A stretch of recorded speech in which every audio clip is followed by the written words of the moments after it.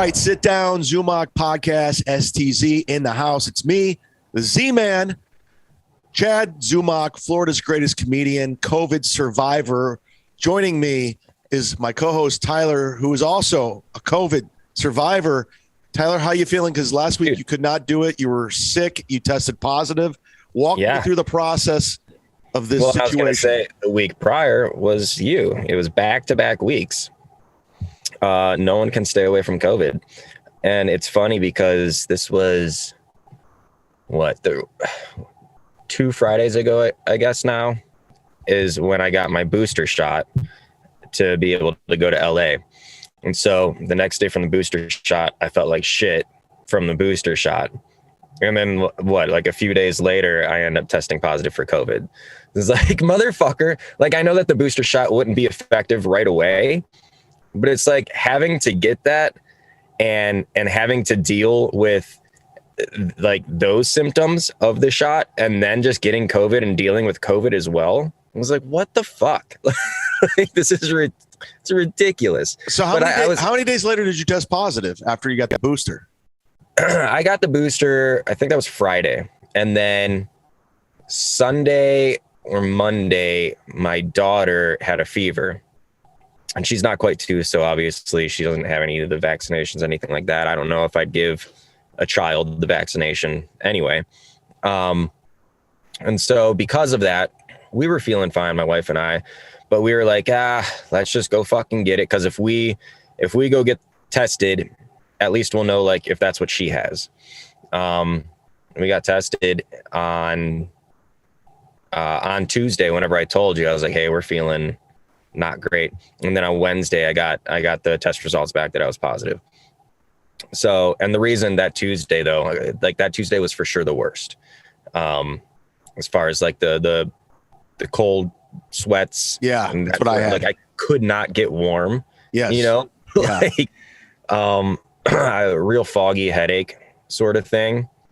Did your body ache too? Oh yeah. All of it. And then, as fast as it came, it left, you know, but I have to still, where I work, they're doing 10 days instead of 5 days. So it's like kind of nice because it's like, I'll just fucking sit here then, you know, do what I can remotely. But it's also like annoying because I know how much of an inconvenience it is for everyone else who's got to like go in and run the studio for shit that I normally do. So like some people are like working extra hard just because I got fucking sick, even though I technically did everything I was supposed to not get fucking sick. So like, so where do you stand on that now? Like you did what you're supposed to do. You got the 2 shots, the booster, and then you get COVID. Like what the fuck? I got the same.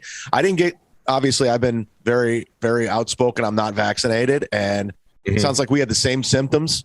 Sounds like we went through the same thing. I was over it in maybe 48 hours. I don't know. Like, where do you stand on that? Well, my stance is still the same. Like if you want to get it, the shot, the vaccine, fine. If you don't want to get it, it doesn't bother me either. Like my purpose for like, I wouldn't have got the booster if I didn't have to because of the NFL. Sure. You know, where I'm going, like the Super Bowl Radio Row and that shit, they're making you get the booster. Now there's some other shit before that, like in Las Vegas is the East versus West college game.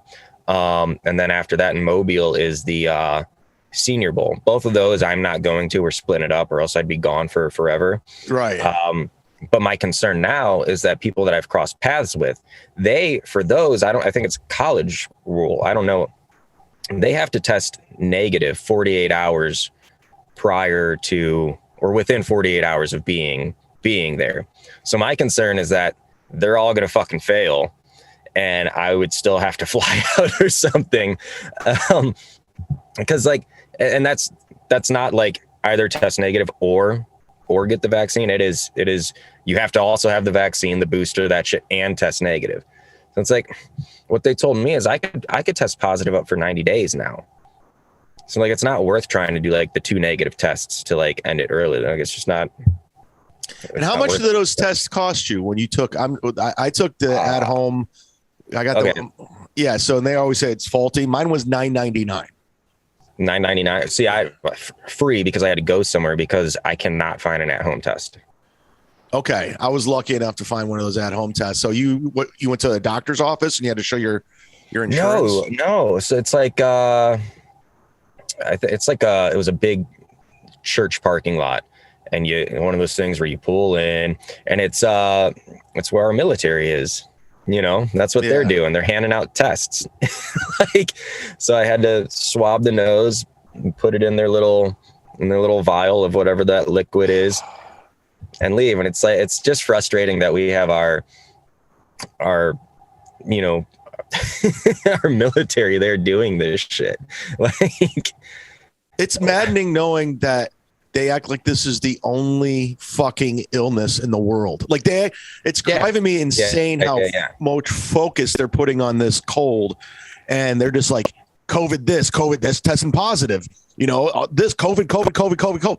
Meanwhile, there's fucking relapses, there's drug addicts, there's leukemia, there's so much shit out there, but COVID for some reason is like taking over. Like it's all they ever care about. That's all they test for, and if they got it, who didn't get it. It's like, it's maddening. It's like, what are we doing? What the fuck are we doing with this?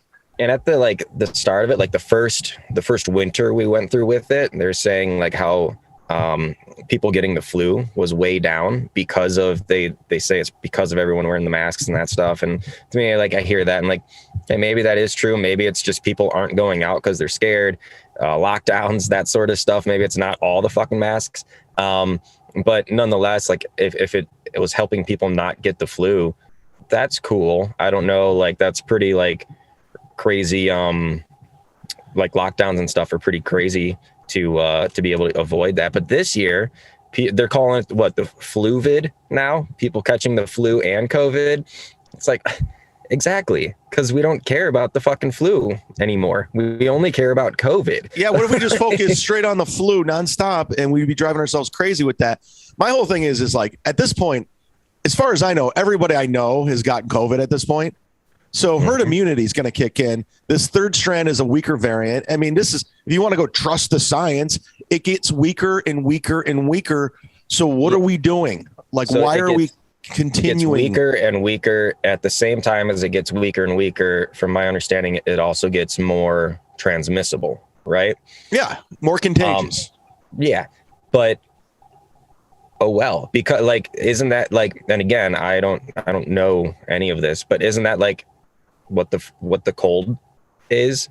You know, I'm not calling COVID a cold, but isn't that what the cold is? Like it's weak now, but it's pretty contagious. When people get flu shots, they do all that shit, and we're gonna have to learn to live with this. And it is what it is. We have to quit putting the importance on it. We got to quit putting it priority number one. I know they want to push their vaccines and make their money. I know Johnson & Johnson and Pfizer are making a shitload of money right now that they don't talk about. And I know Pfizer's like, I read somewhere, maybe you could, I don't know. It was like, at the time, it was like Pfizer, from this vaccine, their profits, 60% of their profits were from this vaccine. So it's like, obviously they're going to push the fuck out of it. They have a ton of other vaccines and medications and that sort of thing, but 60% of their profits was from this. Like, what an awesome year for that company. What an awesome year for Fauci. Yeah, and they don't talk about that, and they don't talk about how these pharmaceutical companies, their deadline and their bottom line is to continue to each year make more money than the last. Yeah, they're for profit, of course. Yeah. And it's amazing how people are turning a blind eye to that, and they're demonizing it, and they're pointing at the unvaccinated. And luckily, in people in my life, they're getting hip to it. They're opening their eyes a little bit, but there's still a lot of sheep out there that are just like, go get your vaccine. This is a war between the vaccinated and the unvaccinated. I mean, we need to, it's just like, shut the fuck up. Yeah. Well, so like Australia was one that, and I, again, could get this wrong, but they, at the start of it, from their lockdowns and stuff, I guess they did like really well with COVID cases, right? And it got to the point where they were no longer in lockdown because there was like very, very small amount of COVID cases. And then all of a sudden, once they had, however many, they went into that full lockdown again, and they were in that for forever. But I just saw an article like in the past couple of days where they were just pretty much like, fuck it, it's weak now. Like if there is a time to get it, it's now. Let the people go out, let them push through it. That's what you got to do. You got to open it up, man. You got to just start living your life and learning to live with this. This is what it is. And putting so much importance on this fucking thing and these politicians and these Faucis, like you got to you really got to brush them to the side. Like, shut the fuck up. You're ruining our lives. And what they like to do, though, is they like to talk about the hospitalizations, right? All these people going to the hospital. The hospitals are strained, overworked, this and that. Well, yeah, because you made everyone so scared of this that once they tested positive and if they go through 2 days of like the shittiest feeling that I had, throughout that, if they go through 2 days of that, they're probably scared as fuck and going to the hospital, even though they didn't have to. Yeah. So that's the problem. No, even the Monday night, I tested the next day. And that night I was I barely slept. I was cold sweat. I couldn't get warm. Mm-hmm. And I felt like, there's part of me, I was like, should I go to the hospital? But I'm like, you know what? I had this once before. I felt this before. It was a shitty 24 hours, but I was fine after that. And that's exactly what happened. Right. But I don't know, if you're that scared, you're going to the hospital. I get it. That's why the hospital's there. That's why, emergency care centers are there. But like, if you really want to do your part, stay home unless I don't know. I don't know what the threshold is before you have to go, but pneumonia, I guess. By the way, I encourage everyone to stay the fuck home. And I'm not saying that from the stay safe. I just want you out of my way so I can go do shit. Stay home. I go to the movie theaters every Tuesday over here at AMC. It's I do the matinee. I have the movie theater to myself. It's beautiful. Everyone's afraid to go out. And I'm like, stay home, watch it on your laptops. I got this theater to my fucking self. It's beautiful. Right. I'm eating popcorn. I'm enjoying myself.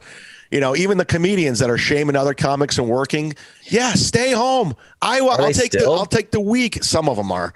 God. Yeah, I'll take the work week. I don't want you out. I live in fear. Please do it. I don't care.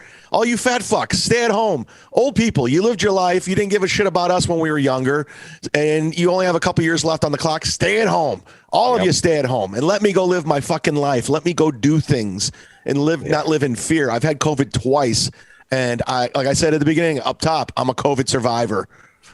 I have the antibodies, a lot of them now. I can't help but think that you caused this for us, though, when you declared COVID to be over. I did. Yeah. I jinxed it. I called it. I tried to get everyone to universally fall in line. Like, hey, we're done with this, everybody. And no one listened. And yeah. The worst part about it all wasn't even like the cold sweats for me. It was dealing with, a kid who's almost 4 and a kid who's almost 2. See, yeah, that sucks. That's where it's like, oh my God, like, if I was even able to get sleep, I wasn't going to get sleep because they just couldn't. I mean, there was like 2 nights where they both slept in the bed with us, and that's just fucking hell, 4 people in a bed, like, because they just kick and move around and all that stuff. And I'm pretty much stuck staying still. And I like to move around because if I don't, my back just tightens up. And oh my God, like body aches for one thing, but I felt like I was walking around with a broken back just from like sharing a bed with the kids. Oh, I can only imagine having a family involved with it. It would suck. I mean, I'm by myself, which is, I can maneuver and do that thing, but yeah, I don't know, man. I again, like, I know everyone's tired of talking about it, but the fact of the matter is it's our lives. Everyone's dealing with it. Everyone has to hear it. And you're hearing everyone's opinion. Some of you are just hearing one news source, but you and I are 2 guys who had it. Like, this is what it is. Yeah. You're young. Were you in your 30s? I'm in my 40s. Yep. Like, and I just don't understand I do understand all the fuckery that's going on with politicians and pharmaceutical companies.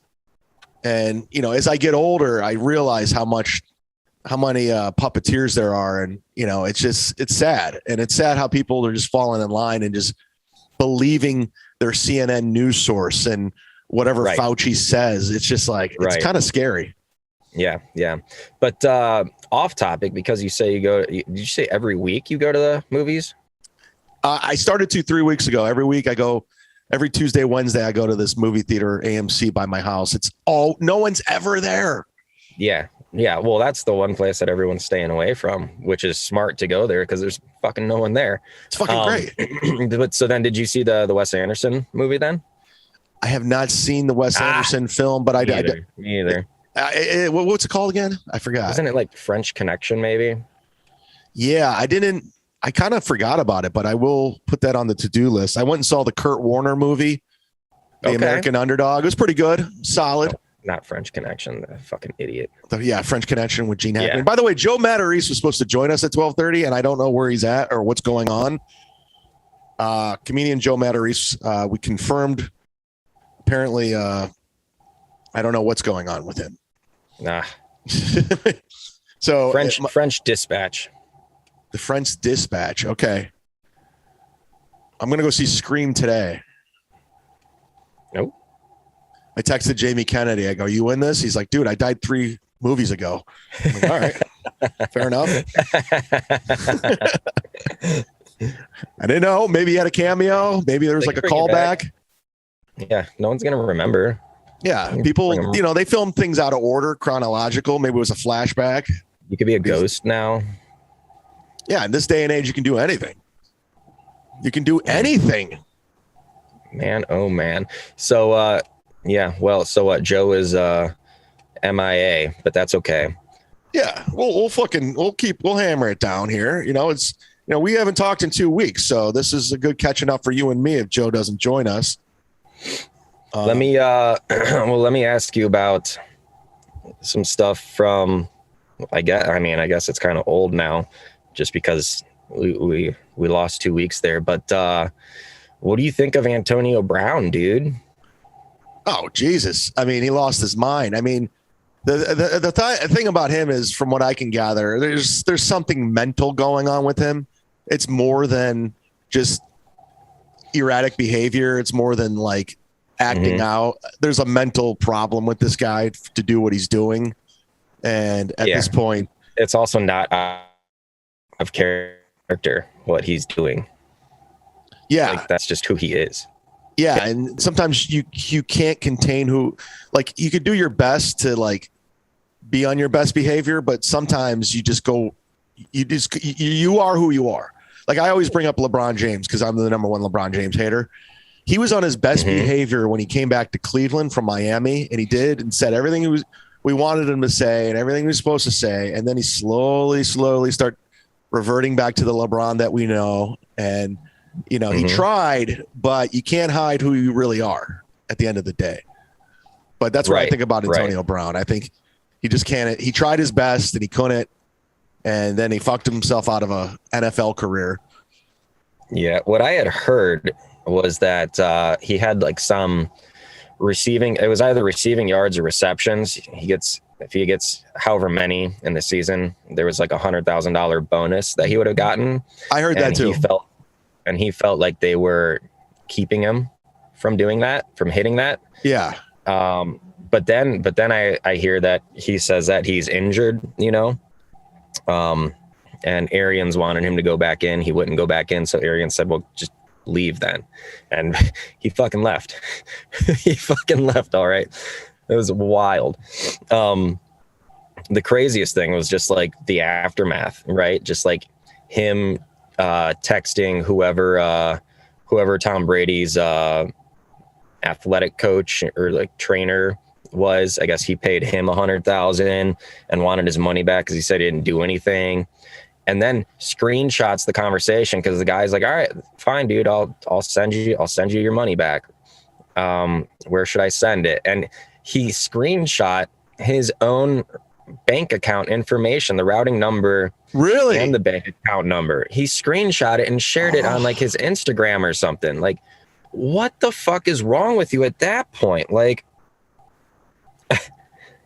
I mean, that's just fucking. That's just a dumb dude. That's a very dumb dude. Well, and then you got to remember, so like everyone like says like, well, he started going crazy after when he was playing with the Steelers and he took that hit from Vontaze Burfict. Like, okay, yeah, so you're just like, you're calling it a concussion thing, maybe. Also, if you look at where the fuck he grew up, he's still doing fine, like compared to everyone else in that neighborhood. Like he's still well off, you know, like. He's not going to be hurting. Now he's doing this like he's hitting up all these NBA games. He's signing autographs at the Lakers game. Hey kids, sure. He's not in the NFL any longer. He's done. He's a civilian. He's got to be done. No one's gonna take a shot on him anymore, I don't think. I mean, the only reason Tampa did was because of Tom Brady wanting him. Yeah, Tom Brady like said, listen, I can take this guy and I can control him. And sure enough, he couldn't. But this TMZ article says the former Tampa Bay star, who's been spotted in NYC, Miami, and LA since being cut from the Bucks, caused quite a scene outside of a Lakers guy and being mobbed by people who wanted autographs of the former NFL player. A video obtained by TMZ Sports shows it went down just minutes after Braun watched LeBron James beat the Utah Jazz from courtside seats in the building. I mean, this guy's just fucking, I mean, he's living spring break. Like, he's like, I'm out of the NFL. I'm just going crazy. You know, good for him. Have you ever seen his backyard? It's wild. It's wild. Why would I ever see Antonio Brown's backyard? He put in like a mini football field in there. Like, it's ridiculous. My son likes this show, like that's not a kid's show, so I'll watch it because I think it's cool. It's this show where they make tree houses, like Treehouse Masters or something. And I was scrolling through like old episodes, and there was one with Antonio Brown in it. I was like, oh, so Antonio Brown hired them to come and put a tree house in his yard, right? But I guess this company he said at the same time, he goes, I want a basketball course here, and and that football field, and then there, you can kind of see the treehouse in the back of that photo. That right there on the right. Yeah. It is insane. But the whole time I'm just like thinking, like, this must have been such a hard episode for them to shoot because you're not getting any personality out of him. Like the Treehouse Masters guy is like as white as they come. Like he's like dad jokes to the fucking roof. And you have him trying to talk to Antonio Brown. It's awesome because of how forced it is, you know. Yeah. Where's the house at? That one, it's in Pennsylvania somewhere. I don't remember where. In Pennsylvania though. Okay. Yeah, but the treehouse is fucking awesome. Hey, I'm not gonna lie, man. I'm a big fan of a treehouse. I remember spending the night at my buddy Aaron McGuire's treehouse off of 43 in Kent, and it was a pretty badass treehouse, and it felt pretty cool. I'm a big fan of the treehouse. Yeah, my buddies that I grew up with out in Hiram over there, right? So if anyone's familiar with Kent State, it's a little further out from Kent, but it's probably the closest relevant thing that's there besides Hiram College, but I don't think anyone knows Hiram College. But they made a treehouse. They made 2 tree houses with a bridge that connects. And the main treehouse had a second story, and we would just have parties there. At this point, the whole thing's just fallen out of the tree. It was forever ago, but yeah, man, I love tree houses. I could tell. You should go over to Antonio Brown's house and check it out. Hell yeah. He's right there in Pennsylvania. He's right next door. If I probably scroll through his IG, he's probably shared his address as well somewhere.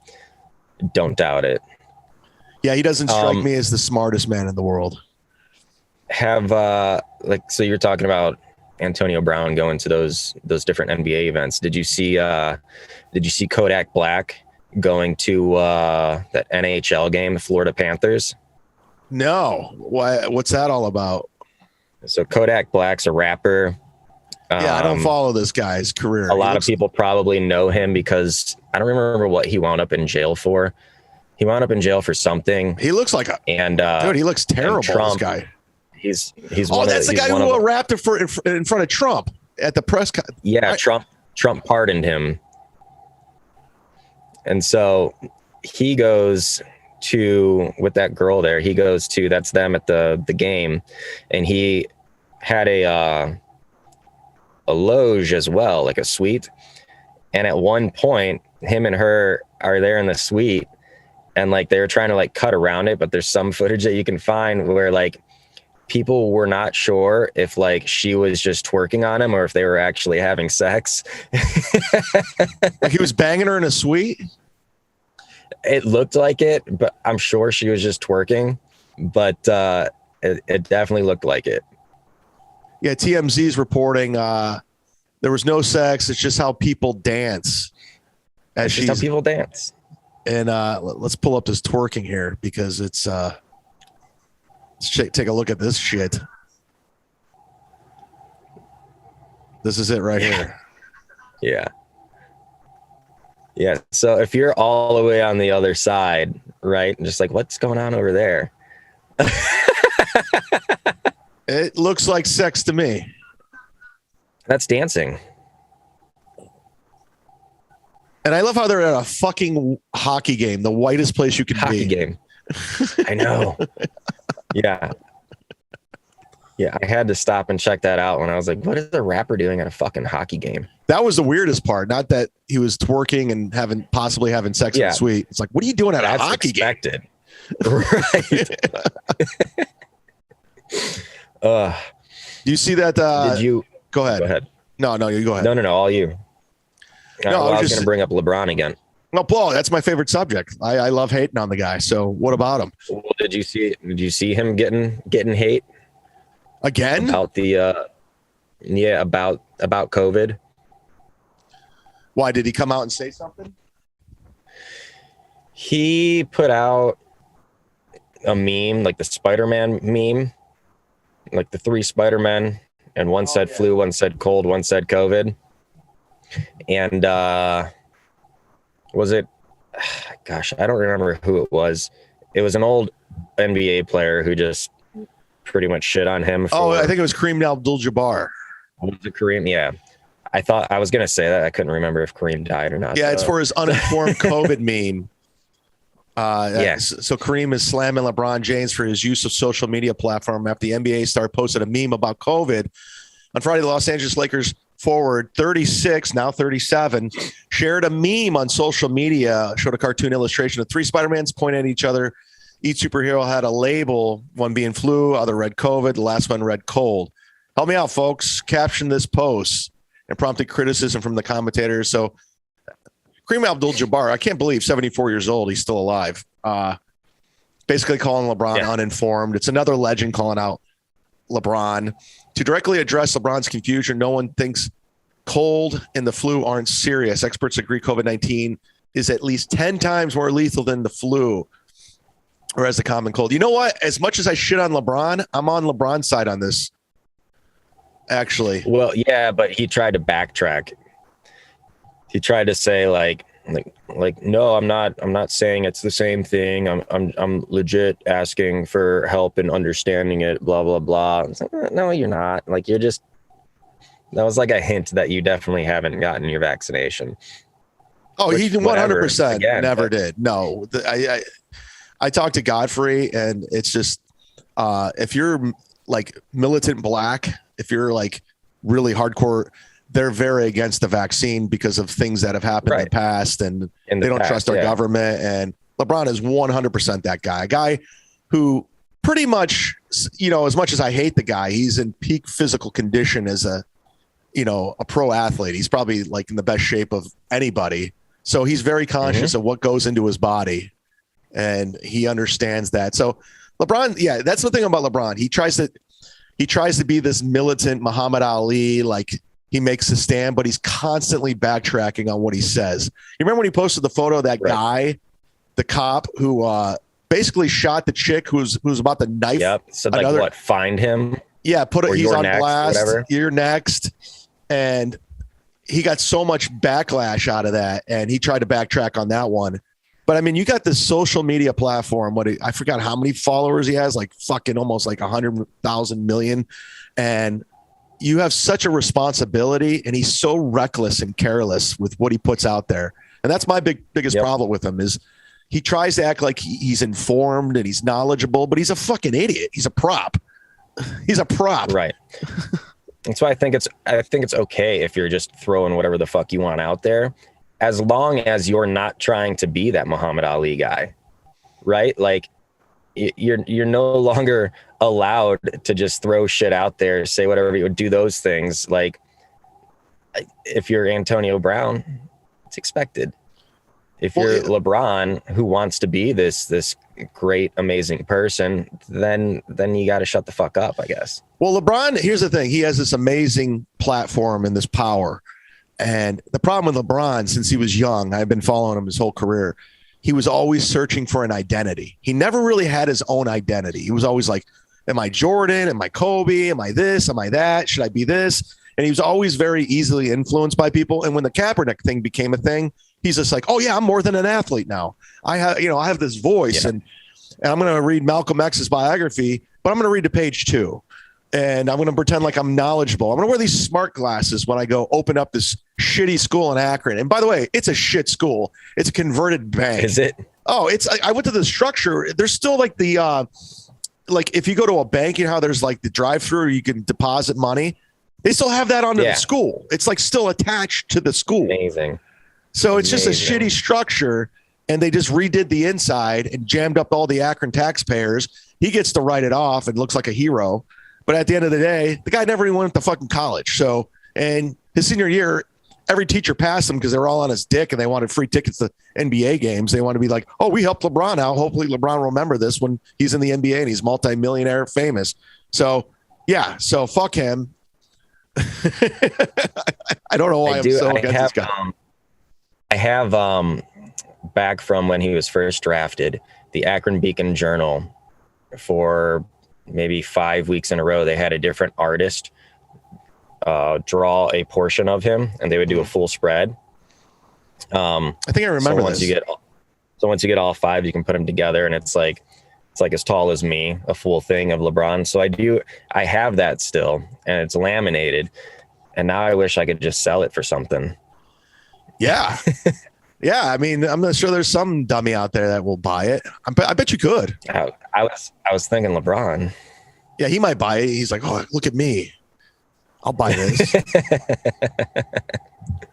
Please. And here's another thing that's going on. I know we didn't prepare with the topics because Joe Matarese was supposed to join us, and he didn't even text me back, so I don't know what the fuck's going on. Hopefully he's all right. Yeah. We'll see. The Democrats right now, I think Joe Biden's at 31% in the approval ratings, and I know they were clinging on hard to the resurrection anniversary. Like they even compared it to Pearl Harbor, 9/11, and now their new thing is they're like, shit, we don't know what to do. We don't know where to go there. So now the New York Times is reporting that there's tensions between Donald Trump and Ron DeSantis because they want to create division within the Republican nominees, and they want to start a problem and a rift because they have nowhere to go at this point. So this is all bullshit. Because I thought those two were pretty tight. Yeah, they are tight, and they're going straight for the headlines. Trump reads everything, and DeSantis, obviously, he's done an amazing job in Florida, regardless of what news outlet you read, and he's also considered a possible presidential nominee, and Trump still hasn't even, said anything if he was going to run or not. So this is what they do. They'll throw in this monkey wrench, these editorials. And this is what they're trying to do, is they're trying to create some tensions between Trump and DeSantis, because we all know Trump has a huge ego. He's a narcissist. So he would love to create some dissension here. And instead of because they know in my opinion, if Trump runs again, there's a good possibility DeSantis might be the vice president, run as the vice president. That's a powerful ticket because people really do love Ron DeSantis down here. And, as much as polarizing Trump is, and Joe Biden and Kamala Harris's approval rating, it's going to be a tough card to beat. So that's what they're trying to do, I think, in my opinion. Yeah. Well, I don't think you can beat it. I think, because like you said, DeSantis is very, very popular. Trump's obviously extremely popular. You throw him on the same card. Come on.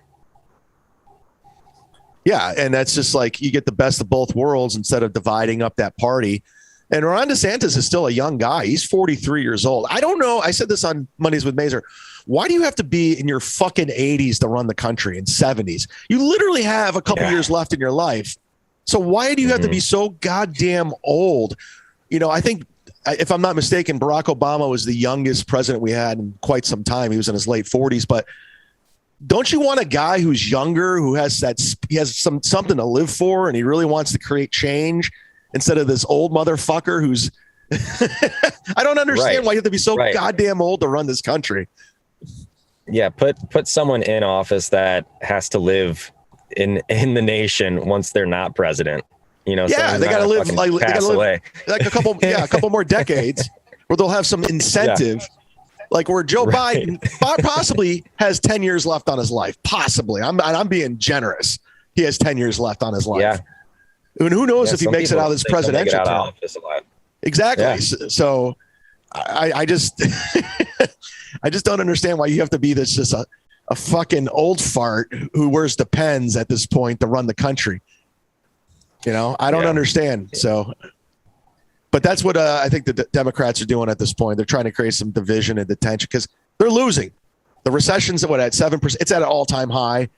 The shelves are bare because of train cars getting robbed and they not be able to get shipments. I mean, it's the worst it's ever been, like within 40 years right now for everybody. For everyone. Yeah. It doesn't matter what side you're on. It's just shitty.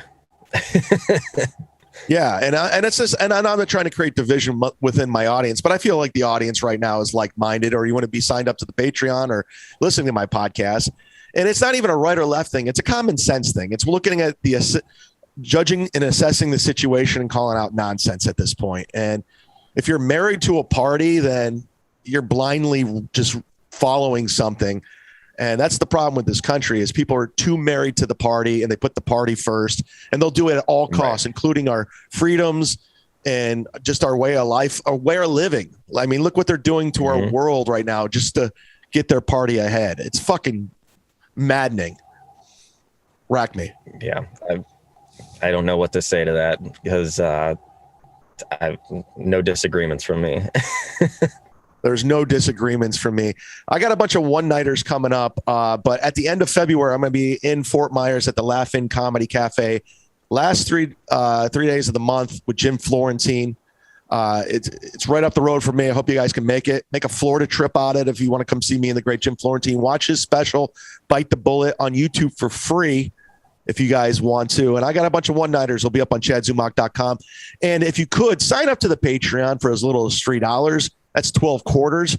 You won't miss it. It's $3 once a month, and you don't know where the fuck it's going. That's a Bud Light at happy hour. So do me a favor and sign up for the Patreon. Tyler, you got anything you want to plug? Oh, wait, here's Joe Matarese.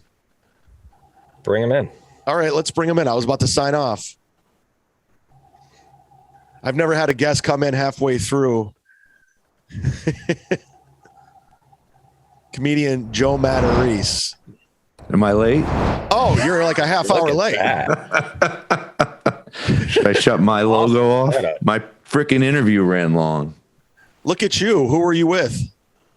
I had a short interview with Goomba Johnny. Do you know him? Goomba Johnny. Sounds like some sort of gangster. I wanted that to turn into a mirror so bad. That would have been cool, right? He's got one headphone on in a car. I love it. That'd be great if you were just in the back seat by yourself. They basically don't put it past me. The ongoing thing with Tyler is we don't know where he's going to be each and every week, whether he's in a backyard, a studio, an office, a car. He never has a set background. It's wherever I can get away from my kids. This isn't a live podcast, though, is it? Because for a second I was like, "Am I coming on late to a live podcast?" No, we hit record because we weren't sure if you were showing up or not. And okay, we just started going in because Tyler had COVID last week and I had COVID the week before, so we were just talking about what happened. And my son has COVID right now, so like the house, it's a fucking shit show over here. Everything, and I had your podcast. I had to finish an interview for mine, and then I have another one at 4:00. Look at you. Too many podcasts today. I did not. Is this I'm not a good Johnny? organizer. How did that? That's him, John Siciliano. He looks very mobbed up in that picture. He looks like my lawyer. Yeah, he actually used to play in the NFL when he was really young. I think he was on the Jets and the Giants for like both like really short amounts of time. Is he a New York comic? Well, he was a radio, like a very famous radio DJ, kind of like you, Chad, and then got into stand up. Like I think he was on the radio in New York for 16 years as Goomba Johnny. That was his radio name. And then, he's doing stand up, and now he tours with that guy, Anthony Rodia, who's like selling. Oh, I know Anthony. Yeah. He tours with him. Oh, Joe, let me clarify, my friend. I was a stand-up before I was in radio. I got discovered because I was opening for Daniel Tosh at Hilarities, and the program director asked if I was interested in doing radio. So, oh, okay, I didn't realize that. Okay, yeah, a lot of guys have that. I know a lot of comedians like that. They do stand-up, they get a radio gig, and they take it because it's way more money than you're making as a stand-up. It's hard not to take, right? Well, two of my biggest influences starting out were Jim Norton and Artie Lang. I was like. And the fact that I was offered that, I was just like, yes, those are two influences of mine. I want to be a comedian on the radio. And sure enough, I got the opportunity. But, it was great to talk to Artie down the road or even Norton for advice on how was Norton already on the radio when you started? Yeah, he was on O&A already. And Artie was on Stern. Did they fix their hair like this for radio? You actually did my radio show in Cleveland. You probably don't remember. I do remember. And it's funny because Cleveland came up when I was just talking to John because he was just there and he was talking about Hilarities. And I was like, I never got to do Hilarities in Cleveland, which is like the best club there, right? Never got to do it. Yeah. I don't know where I was doing. You were at the Cleveland Improv, I remember. Because I came down to visit. That was a hard one. It was a black comedy club, and I didn't know it. And they booked me. It was hilarious. And I remember talking to you at the bar going, what the fuck? Is there any white people in this town? There weren't. I mean, and they had all black comedians opening for me, too. I was like, this is the hardest week of my life. It's one of the hardest rooms in the country. I used to host that place. And I go, if you could host a Cleveland Improv, you can work anywhere in the world. Is it still there? Yeah, it's still there. It's still very urban, if you will. It's still an improv too? It is an improv. I haven't worked there in a long time. I'm not looking to rush to feature for Huggy Lowdown. I'm good. but you have your whole family lives in Cleveland? Well, they live in the northeastern Ohio area, like Stowe, Kent, Akron. And yeah, so I still got connections there for sure. And so Tyler, go ahead. Tyler lives down in Cincinnati. He's in Cincinnati right now. Oh, okay. You guys won. Well, do you have a brown shirt on? Still, I'm from Northeast Ohio, living down here now, so it's kind of rough. It was fun watching them go crazy when they won. They went like fucking wild, like they won the Super Bowl because they haven't been in the playoffs in so long. It's hilarious. It's so annoying to see how well Joe Burrow's playing, and we're just stuck being like, well, fuck. I guess we'll bring Baker back for another year. Yeah. He just went too deep in sports with me. I tried to pretend I knew a little bit, and then you said a couple of names. I'm like, I got nothing. Look, he's a contender who went back to pretender.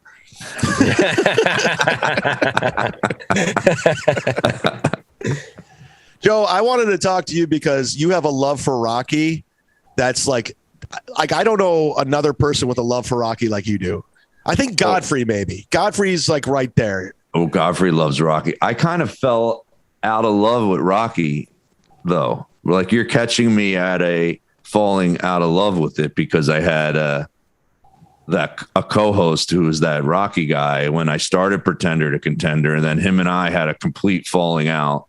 We don't speak anymore, and he was so Rockied up and the relationship between me and him falling apart made me all of a sudden I go, I don't think I like Rocky anymore.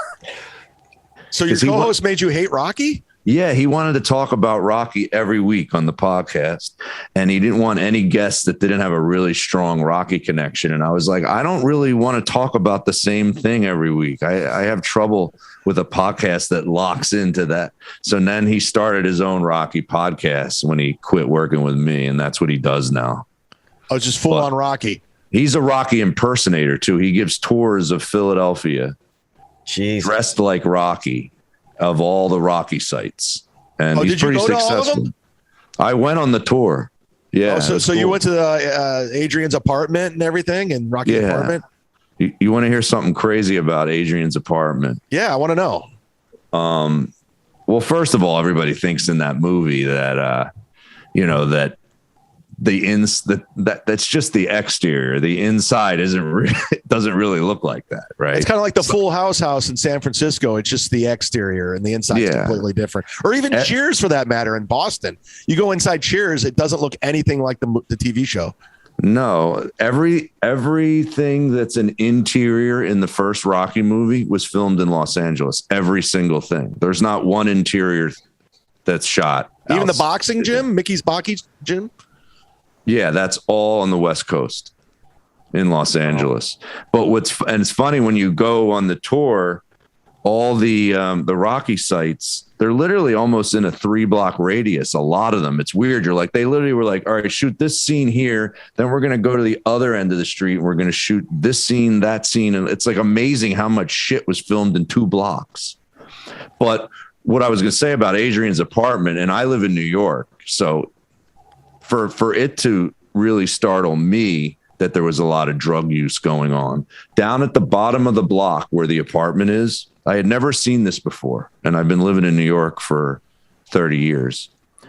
There was about 30 people shooting heroin outside in the broad daylight, middle of the day, like 1 o'clock in the afternoon, and a dealer just selling it. And then there's just empty needles all over the sidewalk.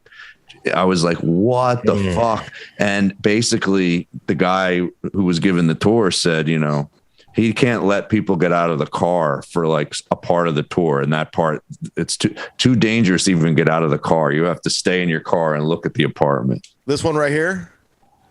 No, that's not it. Oh, that might be from the newer Rockies. Yes, it's Paulie and Adrian's house, Rocky, Philadelphia. Yeah, that's not where he lived with Adrian in the first one. It's a row home. It's a connected. That's it right there. I thought that's Rocky's house, right? That's not it. That's Rocky 2. That's Rocky 2. God, I recognize the bow window. Sheesh. That's Rocky 2. Where's the first one? Let's see. I know the street name. That might be it down the bottom. I think the one on the left where you see those little steps. This is it? Yeah, that one's it. See those black dilapidated steps? Yeah. That's it right there. And this is going to keep that picture up because to the left of it, where you see that little alley where the grass is. Yeah. One time I remember driving by there. The guy who lived there had an above the ground pool on that blacktop. I was like, wow. I've never seen above the ground pool on the street. That is Section 8 housing, my friend. That is. So if you went straight down that street to the left, that's exactly where all the heroin is going on. Oh, Jesus. How far away is it from the stairs? The stairs it's far from the stairs. The stairs is in Center City. So this is an area called Kensington. It's really one of the only areas left in Philly that hasn't got made nice.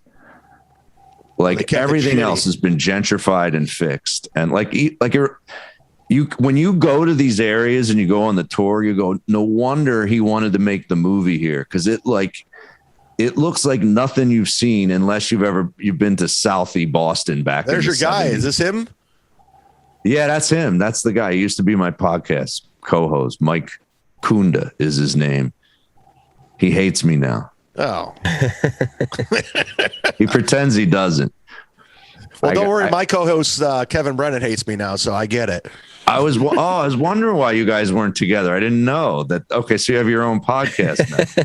Well, I always had it, and I'm always glad I kept it, because I always knew if you're working with Kevin, it's just a countdown till when it ends. And That's probably like me. Yeah, I remember getting to, doing the gig, and I won't say who the comedian is. He's like, you know how this is going to end, right? I go, yeah, but I think I could change Kevin. I think I can make it work. And sure enough, they were right. Everyone else, I guess I was wrong. How long did you guys do it together? Almost 2 years, which isn't bad. And one fight in 2 years with Kevin Brennan is pretty fucking good. That's really good. Yeah. I think. And that's all it took was one fight. Yeah. Me and Mike Kunda, I think we only did 4 or 5 episodes. He tapped out. And my wife said, "Did you think were you shocked that a guy that dresses like Rocky for a living, it was going to, why would you think that was going to go well?" Like there's a documentary about this guy on, that's why it was called The Pretender to Contender. The documentary is called The Pretender. I'm giving this guy a lot of plugs here on your episode, but yeah, he shouldn't be mad at you. You're very nice, generous with the plugging. So, well, I've known I don't really shit on him on my podcast, and I do tell people, if you want to go on a really good tour like that Rocky tour, if you like Rocky, this dude is like Rain Man for Rocky. He knows everything. I mean, he knows shit Stallone doesn't know. Did he ever meet Stallone?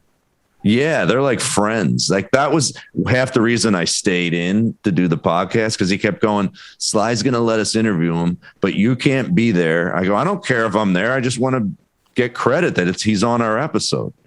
So, he emails him.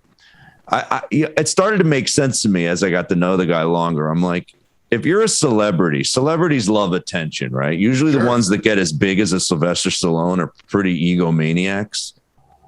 And why wouldn't you love a guy that knows every single thing about you and dresses up like you and kind of looks like you? Like, that's kind of like an honor if you're a celebrity. Like, you don't look at it as weird. Like, I know every performer has that super fan, right? And that you let get close.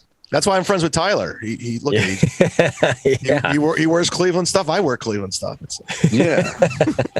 And then every once in a while, though, it can turn, and you know, like John Lennon, and you get killed. Like, that can be scary. Yeah. Your super fan could end up being your demise. I had that for a little while. You had a stalker? I won't say who it is. I've had lots of different weird stalkers. Yeah, lots of them. Yeah. I think I've had 1 or 2 back in the day, especially on the radio. That was you always get those radio weirdos. Like they listen to every fucking word and they know everything about you. It's just like, dude, it's kind of weird. There is something about radio and podcasting that is you would think it would be less of a connection with a listener, but it's more, because I think they get connected with it because they don't see your face. Yeah. They they know you. Well, even you, that fucking porcelain guy, like, yeah, he went out of his way, like, to showcase you, I guess.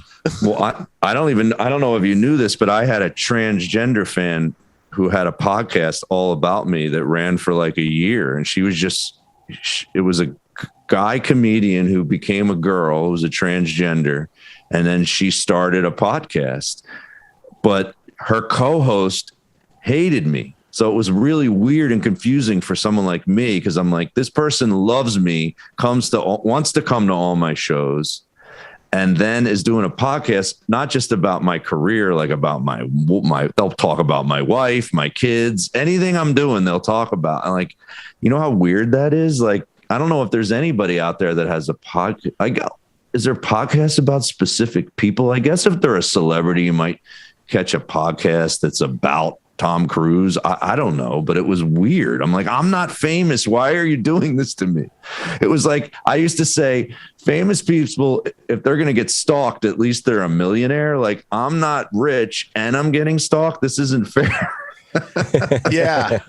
No, I have people online too. They're obsessed with everything I do. And I'm like you said, like, I can understand if you're Bert Kreischer, who's pretty much made it in this business. Right. Yeah, I get it. He's a millionaire. He's on, TV shows, movies. But I drive a 2016 Honda Civic. Like, I don't know the fascination here? I don't know. I live in a 2-bedroom apartment in Tampa. Like I didn't make it. That's funny because weird connection. I was just trying to get this manager agent guy who's representing me right now to book me at the Side Splitters in Tampa. And he said the booker got back to him and asked if we just wanted to do a one-nighter. I'm like, why would no, I'm like, why do these clubs think you want to fly to Tampa to do a Wednesday night for $300? Like, I don't understand why I get these. Do you want to, I don't know if I misinterpreted it, but I've never done I haven't done any gigs in Tampa since I was an open micer.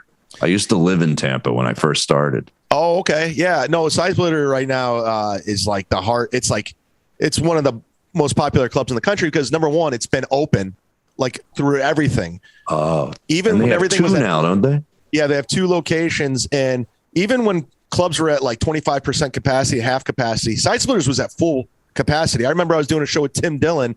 We were doing Monday, Tuesday, 4 shows sold out. And I remember looking at Tim going, Tim, do you realize we are the only people in the country right now, not the country, the world, doing sold out shows on a Monday and Tuesday? Nobody in the world. Everything was like shut down, closed.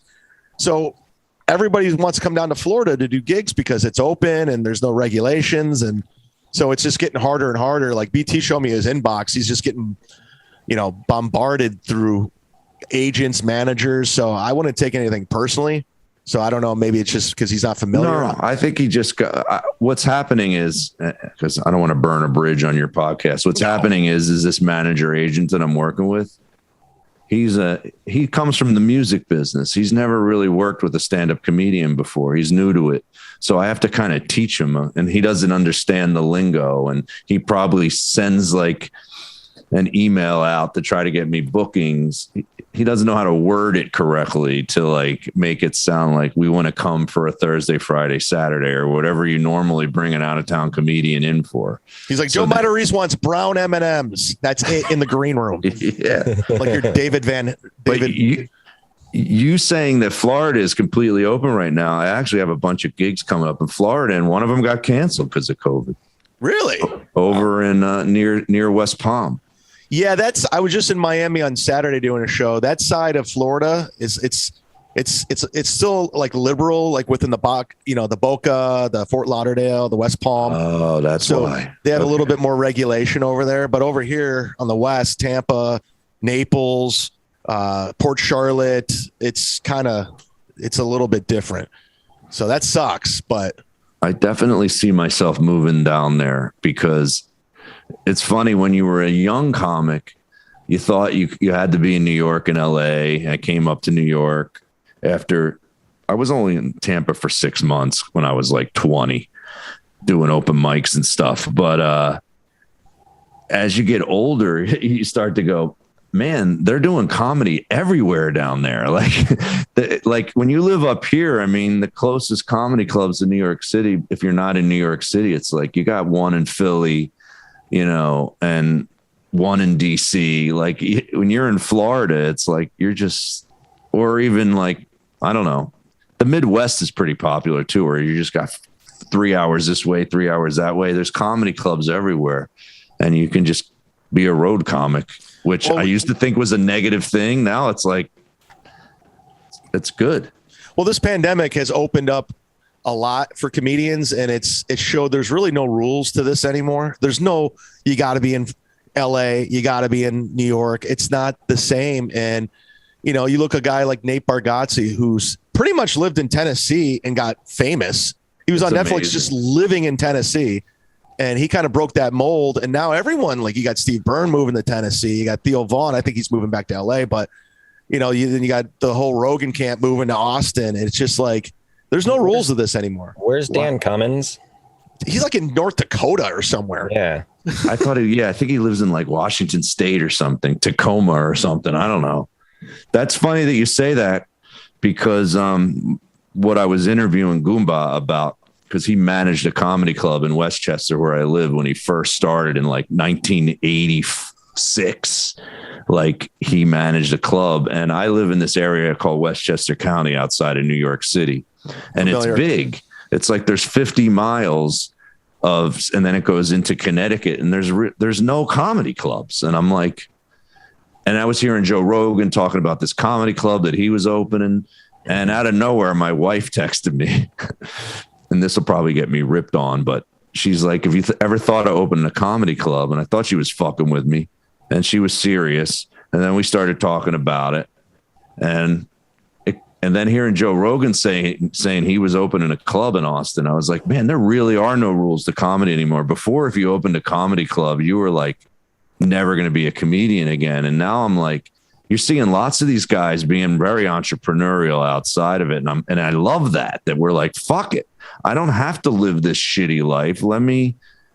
What if there's a way to own a club and book my friends? Like, what if there's a way to do that? And we're hanging out, and I'm doing the comedy that, like, every kind of show I want to do, I'm allowed to do. And I can just go take bookings where I want to. Like, what if you just start the one? My wife said it, because I go, is that me giving up the dream? And she goes, you better talk to a therapist. Like, why do you have this dream? And why is it so specific? Like, why can't you having a really good comedy club where you're making good money and you're still doing comedy club at other places when you can? Why can't that be the dream?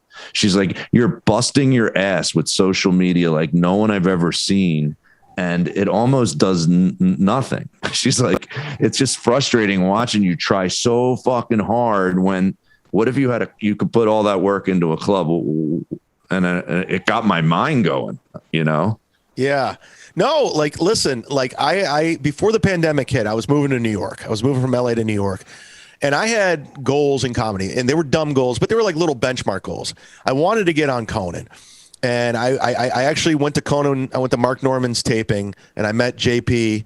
I exchanged information, and he liked what he saw. He's like, yeah, let's get something going. Let's get you in the books. I'm like, sweet. I'm getting on Conan. Like, that's going to do something. I was in line to do a Sirius XM show with Godfrey, and then the pandemic hit, shut everything down. And I wanted to do a half-hour Comedy Central because, you know, we came up. You had one, right? A half hour, yeah. Yeah, like I wanted one because when I was starting comedy, those were like big deals. Like, yeah, everybody thinks when you're starting comedy, these little benchmarks are gonna like just blow the doors right open. Yeah, well, I'm curious. What was the radio show with Godfrey? Was that going to be like on a comedy channel on Sirius or? Yes, he already had a show on Sirius XM 126. It was on Urban View, but I would often guest host as his co-host. Mm-hmm. And Karen Hunter, who still runs the channel, really liked our dynamic because I was the white guy and I was the black guy, and we would argue, but it was like a lot of respect. And sure, they liked the dynamic, and it lit up the phone. She's like, we got to get you on the show. And so I had a meeting with Sirius XM. So long story, boring, the quote, the great Brian Ernst. Conan goes away completely. Godfrey loses his radio gig. Comedy Central's in the toilet. So I'm like, I have no goals. There's no goals left in this. So I don't know what to do. So I moved to Florida, and I've been the happiest I've ever been. Well, that's what's good. It's like, yeah, if you don't have strong ties anywhere, you can move somewhere that's fun to live. You know, Tampa's a fun place to be. And, you know, they're just these rules that we put out there for ourselves are just ridiculous. And nowadays, especially, you see this used to not exist when I started. Every comedian now that's new has a complete career. They have like a day job. Like, you weren't even allowed to do that when I was coming up. Like, you were a loser if you had some other thing. You had to be a poor loser. Like, that's what you had to be. Well, you had to keep it quiet because when I first started, I was a bartender too, but I never told anyone I bartended. I was like, yeah, I'm out there on the road. Meanwhile, Monday, Tuesdays, Wednesdays, I was at Bar Louie slinging drinks.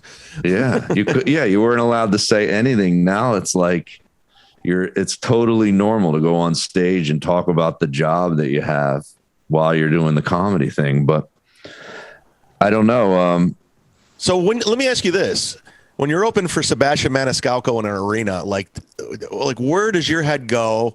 Because I started with Sebastian. I remember doing a one-nighter. He got paid $500. I got $100, and him counting the money out on my Honda Sonata, my Hyundai Sonata, and now he's making $15 million a year, and he's fucking selling out Madison Square Garden like 9 shows. Like, where does your head go opening an arena like that? Do you get jealous, inspired, or like, what the fuck is going on?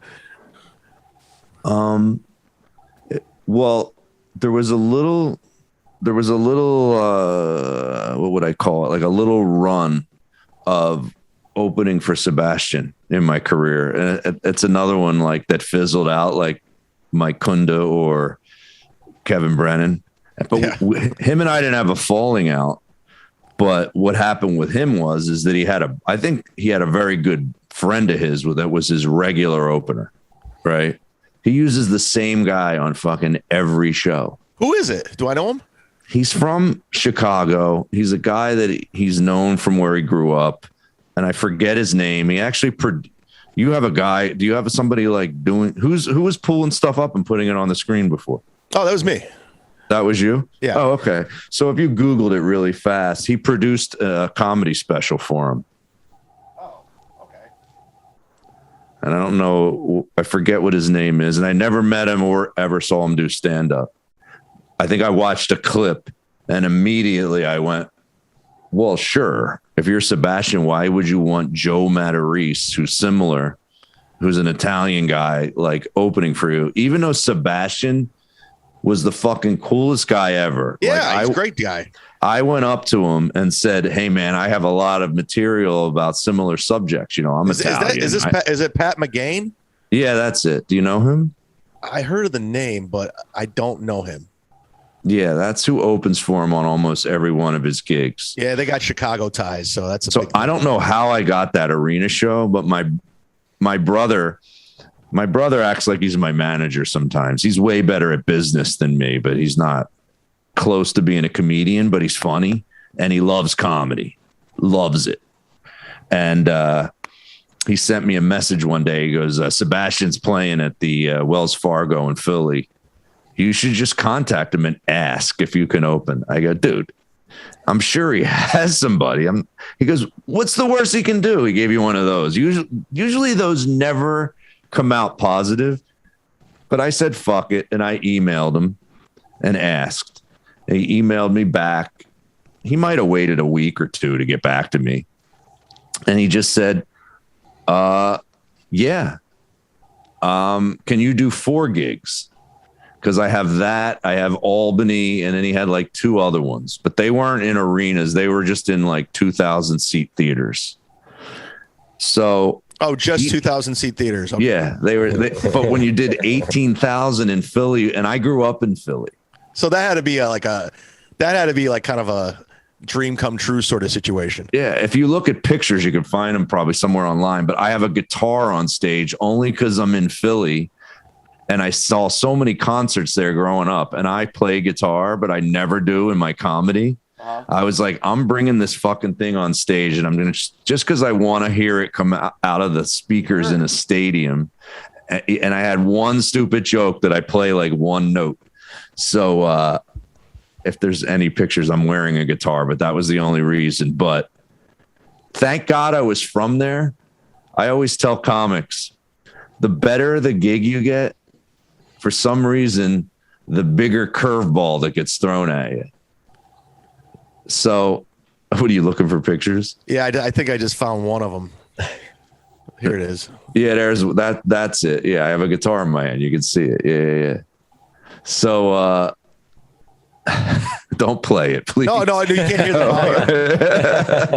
volume. I'm looking at it. Can't hear the volume. I just want to see what it looked like visually.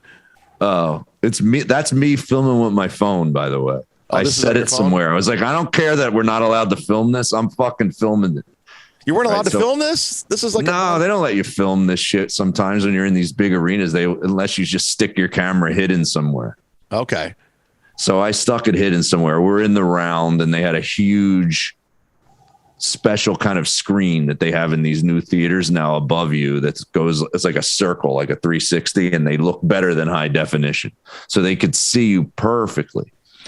But I was going to say the curveball was the introduction was on a mic that I swear to God, no one in the venue heard my introduction. It was like that was it. And then you heard like come into the stage. You're like, oh, what the fuck was that? Yeah. There's no clapping. Right.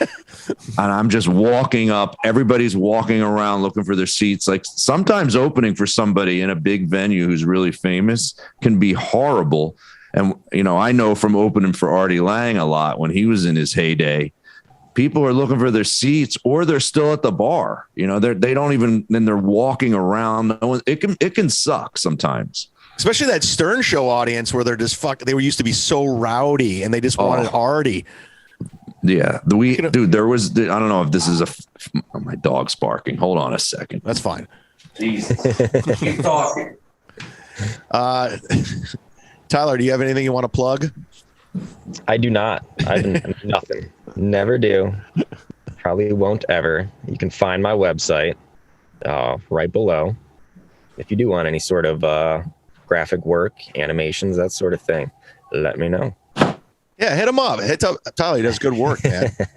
I was going to say there was a show that I remember it was me, Bob Levy, and Artie would always have 5 guys open for him when he didn't need more than 1 or 2. There'd always be 5 guys there that he forgot. He said, okay. And we were doing this place, the Electric Factory in Philly, which is standing. There's no seats. So there's I think there was 1,200 people standing, and they were just so rowdy and mean. And Bob Levy, this is the kind of crowd it was. Bob Levy went on, and some guy had a Boston Red Sox hat on in the front row. And Bob goes, let me try your hat on. The guy gave his hat to Bob. Bob turned around and literally pulled his dick out and pissed in this guy's hat on stage. And the place went fucking crazy. I think I did 2 minutes before they started booing. And I was like, it was one of those good night. It's just you're I just made $1,000 or $1,500 to do fucking a minute. Well, Philly, that's where Bill Burr became infamous, right? With the O&A, him roasting Philly. They're just a fucking tough town. Yeah. I had some clips of opening for Artie. I had an album that had all hecklers arguing with me. I made an album of the funniest ones where I just go off on somebody. I had all these different recordings. It was called When a Comedian Attacks. And one of them was opening for Artie at the Borgata in Atlantic City, where they're just fucking yelling fucking Artie's name. And I'm trying to remember the joke I said to snap on the guy. Oh God, I don't remember. That sucks. I have a terrible memory for my anger days, but God, those were fucking, they were just assault. And you start to get good at it and you start to get numb. I learned a lot. You're friends with Florentine. Jim got really good at it because he used to open for him a lot. Jim would talk. He would just up the speed. So there was no time to boo. Yeah. There's no pause in between jokes. He'd be like, the people and the story. Beautiful. You just do. It was amazing. I'm like, dude, how do you not have to think to get to the fucking next joke? I have to stop when I'm done a joke and go, all right. So I literally have to take a breath to start the next thought. Fuck. He would just roll through it, say goodnight, and fucking go. Well, Jim, I told him I was having you on. He says, ask Joe about some of our road stories. We got legendary stories. Oh, my God. I'm trying to think of some of the guys. I mean, I always tell the greatest. We worked in Pittsburgh together once. And he, what's great about working with Jim. Was it the old Funny Bone? Yeah, the old Funny Bone, the good one. We were just talking about that. I go, only in comedy would some guy close his good club to open a more expensive, shitty one around the corner. And then it goes out of business. I'm like, way to go, asshole. That other club was perfect. Yeah. It was everything. It had an upper deck. It was in a mall, and he made a freestanding one. And I think it lasted a year. Does that guy still book? I think he's out of the game. I heard he's a dick from everybody. So mean to every comedian. What a fucking jerk he was. Yeah. I won't even say his name. So Jim and I, there used to be this, do you know Pittsburgh? Of course. I do a Homestead, the improv there. Oh, okay. Do you know what's it called? The Incline? Yeah. From Mount Washington or whatever. Yeah, the club was in Station Square, and they used to put you up in Fort I think it was Mount Washington. So you had to take this thing. It was like an outdoor elevator, Just going down the mountain. Yeah, and it would just go. There was a track going down, and then it would roll off, and then it would drop you right at the mall, right where the club was. And Jim, what was fun about working with him is he pulls you into his pranks without telling you he's going to do one, and next thing you know, you have to act. You're like, you weren't ready, and he just goes, and next thing you know, you're in it. So we get in that incline, and there's like 3 guys in suits. And they're just talking about like some deal that they're working on. They're like rich business guys, right? And Jim, just loud enough for me to hear, but just low enough for them not to hear. He's going, ugh, ugh, just without even moving his lips. Ugh, nobody cares. Ugh. And I'm just like, I'm holding my breath. I'm like, fuck, dude, I can't not laugh at you. You're killing me. Then, like the next day, we go to the mall. He's not telling me he's going to do it, and he starts the "Sir, you dropped something." He just goes to a random guy in the mall, and I'm right next to him. You dropped something, and the guy's like, "I did." He's like, "Yeah, I don't know. I saw it drop." Next thing I know, Jim's on the ground looking with this guy for fucking 15 minutes. I go, dude, why so long do we have to stay here and fuck with this guy? He goes, I commit to my pranks. It's fucking beautiful. This guy's fucking looking for 15 minutes. And the last one this was all in the same 3 days. He was friends with a girl that was hosting. I wish I remembered her name, but she knew Jim liked pranks, and she worked at like the Fridays there, the TGIF Fridays. And she goes, you guys got to come, because there's a waiter that works with us there that loves pranks, and he does fake falls while he's a waiter. That's amazing. And so now I have to stay in it and not laugh, because I know this. We're just sitting there waiting for the guy to do it, and he just comes in with a full fucking tray because we're there, and does a fake trip. And he knows I'm like, how is his boss not fucking firing this guy? He's just fucking just trips with like a tray of beers and glasses all over, and then yells, "Mommy!" I think he yelled like "Mommy" as he fucking threw it in the air. And oh my God, and Jim and oh God, I don't really have that many. Like, you would think him and Keith Robinson have the best sex stories, because they would work in Wildwood together, and I think they had a game like who could fuck like the ugliest girl. Like, they would just do these crazy who could fuck, like, first they'd have a fatty contest, the fattest wins this. It's unbelievable. I know a million pranks, but one that just came to mind and I completely forgot. It was almost like 10 years ago. We were doing the Buffalo Helium, and they were driving down to Pittsburgh, and I was driving, but that night I decided to drink. So I'm drunk. If you're the opener, you're supposed to drive, but I'm drunk. So I'm sitting in the, shotgun, and Jim's driving my car, and I pass out. And then in the middle of the night, I wake up and I'm just drenched in sweat. I'm like, what the fuck? And I look over at him. He's drenched in sweat. He has the heat cranked so much that he woke me up because I was so hot. And I go, did you do this on purpose? He's like, yeah. He goes, I'm committed. I go, you're sweating too. He's like, I know. I go, but I'm just drenched in sweat, and so is he. But he wanted to wake me up. It was just like, oh my God, this guy is committed.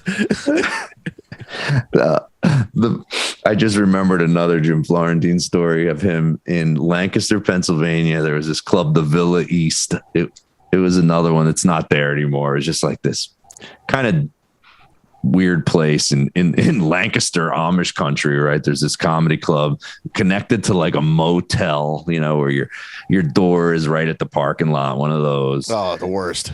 Yeah. And Jim, I'm not there with Jim, but he tells me the story. Of course he goes, yeah, of course I fucking meet a girl the fucking last night, right? Fucking Sunday night. And I got to figure out if I'm going to get laid, because then I'll stay, if not, I want to get on the road, get the fuck out of here, So he's basically like telling me he meets this girl, and she's like, she comes up to him after a set. Oh, you're really funny. We should go out after this.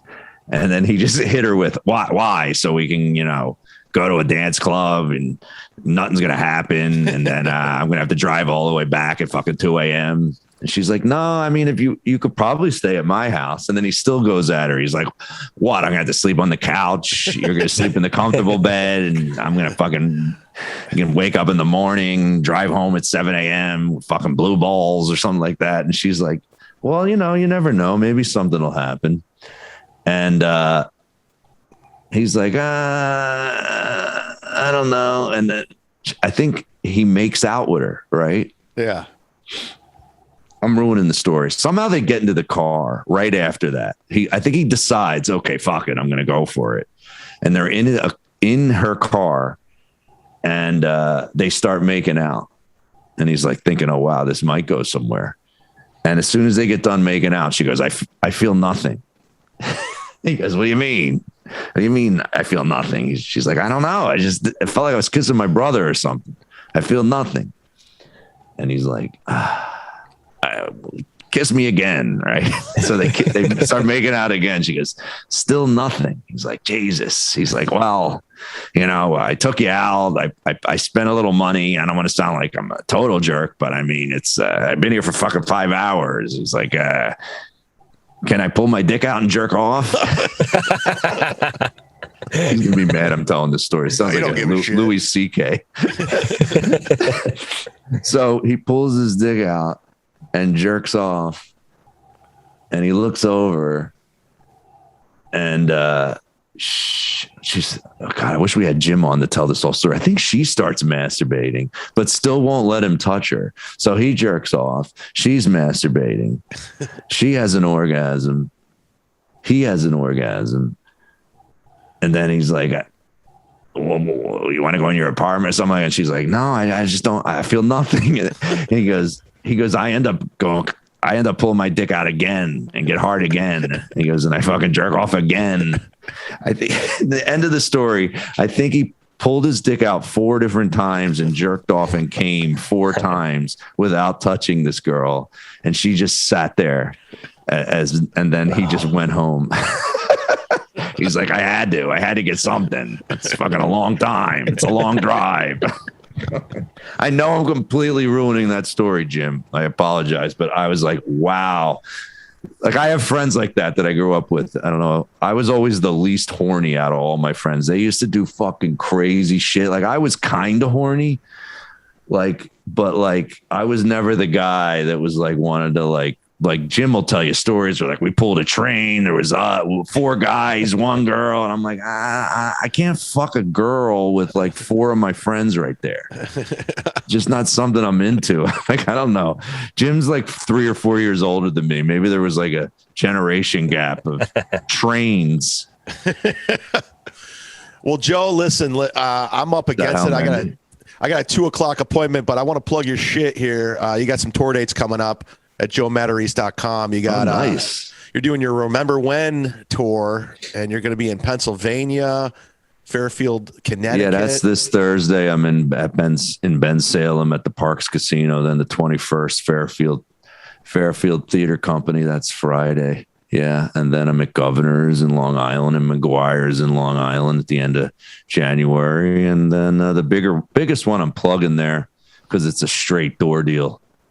We rented the venue is the Valentine's one on February 12th down in my hometown. It's like 1 town over from where I grew up. This one's in Mount Laurel, New Jersey on Saturday, February 12th.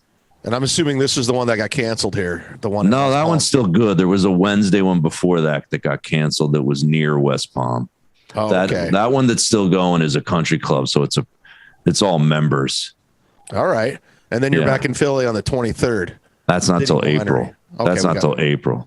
So we got some time there. This is the big one. You can get your tickets, joematarese.com. You can buy them right here. Look at you. What are you gonna? This would be the greatest podcast ever. You're going to buy a ticket. Well, you got something out of it. This guy buys tickets. There's you on America's Got Talent. You can watch your clips online. Aren't you like big on TikTok and stuff? I never know what's considered big on TikTok. I think somebody said you were big on TikTok. I have 86,000 followers on TikTok. That's pretty big.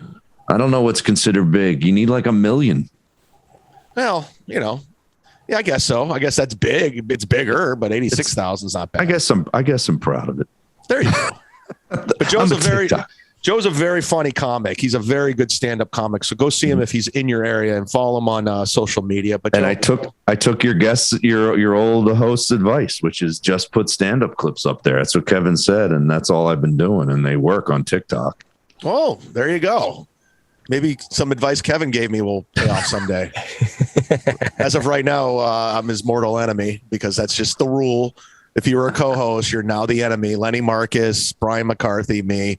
So you guys should do a podcast together. Yeah, that might happen. The X's.